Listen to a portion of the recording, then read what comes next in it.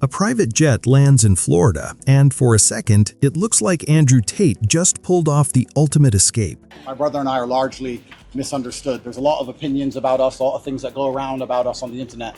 We've yet to be convicted of any crime in our lives ever. We have no criminal record anywhere on the planet ever. After years of raids, house arrest, court fights, and headlines that followed him across Europe, the man who built his brand on beating the system was suddenly back in America.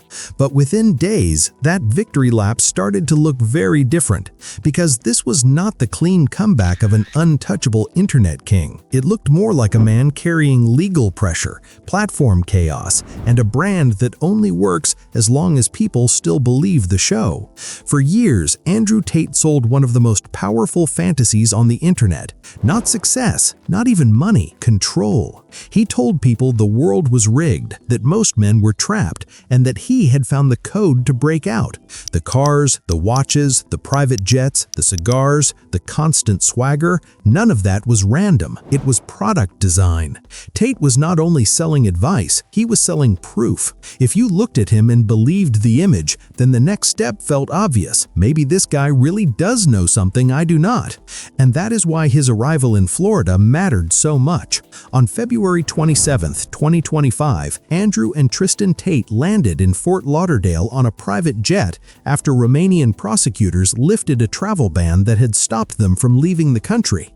But that did not mean their legal problems were over. Far from it. Romanian prosecutors were still investigating them, and the brothers still had to comply with court obligations.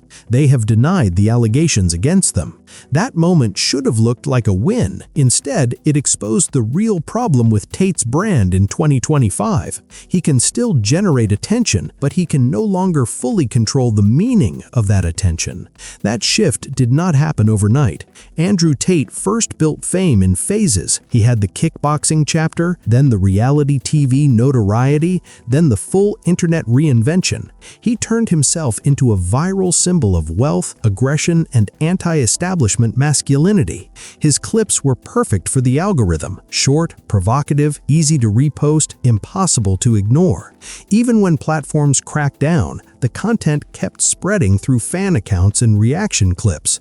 Before Meta banned him in 2022, ABC reported he had 4.7 million Instagram followers. Around the same period, Tate content was exploding across TikTok through repost ecosystems that kept his image everywhere, even after direct platform penalties. That was the engine. The message was always blunt: the system is fake, school is fake, jobs are fake, elites are lying, and the only way out is to think like Tate, move like Tate, and buy access to Tate's world. That business model was not built on one product. It was built on identity. Courses, memberships, communities, and later more ambitious digital projects all tied back to the same promise: stop being average, stop being controlled, come join the winners. And that is where the cracks started becoming harder to ignore. Because if your whole brand is "I already escaped," people eventually ask a nasty question: why do you always need another funnel? That question got louder after late 2022, when Romanian authorities arrested the Tate brothers and serious allegations moved from internet controversy into a global legal story. Since then, the public narrative has become far more complicated than the old top G myth. In January 2025, a Romanian court lifted Andrew Tate's house arrest and replaced it with a lighter judicial control measure. But just weeks earlier, in December 2024, a Romanian appeals court had sent a separate human trafficking case back to prosecutors over flaws in the indictment. That was a setback for prosecutors, yes, but it was not the same thing as exoneration, and the wider legal saga remained active. That distinction matters. Supporters hear case setback and translate it into total victory. Critics hear still under investigation and see delay, not closure. Tate thrives in that fog. He always has. The murkier the story gets, the easier it becomes to frame every development as either proof of persecution or proof of collapse, depending on who is watching. Then came another problem: credibility in the business empire empire itself. One of the most damaging episodes hit in late 2024 when reporting around a breach tied to the real world said the exposed data included nearly 325,000 email addresses, usernames, and chat logs. For a platform built on exclusivity, power, and private access, that was brutal optics. A system sold as elite and secure suddenly looked vulnerable in one of the worst possible ways. And once again, critics asked the same question. If this empire is as polished and unstoppable as advertised, why does it keep stumbling into scandals that make it look improvised? That kind of story hits differently in 2025. A few years ago, Tate could turn almost any backlash into momentum. Ban him and he becomes a martyr. Criticize him and he becomes more viral. Mock him and his fans clip the outrage into free distribution. But legal pressure, data security failures, and cross-border investigations don't behave like normal internet drama. You can't meme your way out of every jurisdiction. And when he landed in Florida, that reality got sharper. Almost immediately, Governor Ron DeSantis said the Tate brothers were not welcome in the state. Soon after, Florida Attorney General James Uthmire announced a criminal investigation. That changed the tone fast. What was supposed to feel like a flashy return to America suddenly looked like another possible front in a growing legal map. Romania, the UK, and now Florida. This was the real image problem. Andrew Tate's persona depends on momentum. It depends on you seeing him as a man who moves while everyone else reacts. A guy who always has one more escape hatch, one more flex, one more speech about the Matrix. But the Florida episode flipped that energy. Instead of Tate enters America on his own terms, the story became Tate arrives and authorities start circling again. Even the politics around the trip felt messy. Before the Florida arrival, reporting had already said U.S. officials had shown interest in the Tate case, and Romania's foreign minister confirmed the matter had been discussed with Richard Grenell. He said he didn't feel pressured, but the public speculation was already alive. Then Trump was asked about the Tates and said he knew nothing about the case. That didn't kill the rumors online, but it did leave Tate in an awkward place. Tate landed in Florida today on a private jet after being released from custody in Romania. They are accused rapists, human traffickers, not thought of as good people in many circles. Did your administration pressure the Romanian government to release them, and if so, why? I know nothing about that.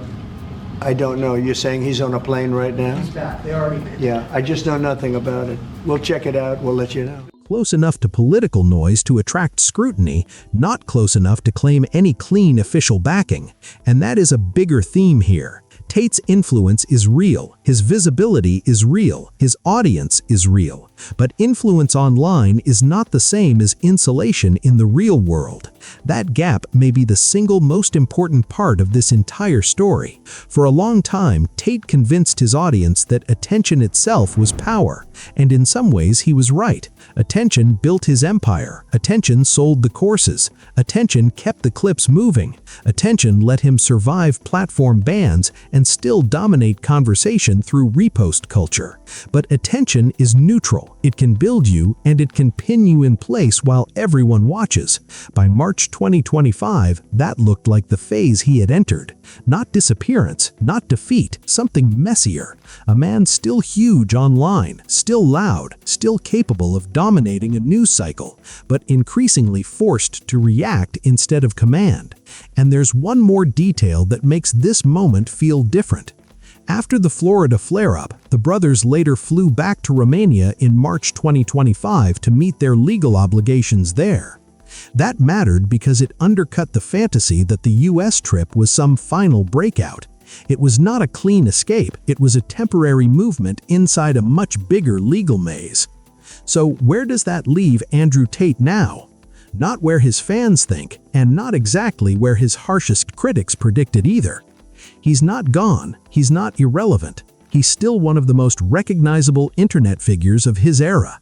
But the old formula, outrage plus luxury plus confidence equals invincibility, isn't landing the same way anymore.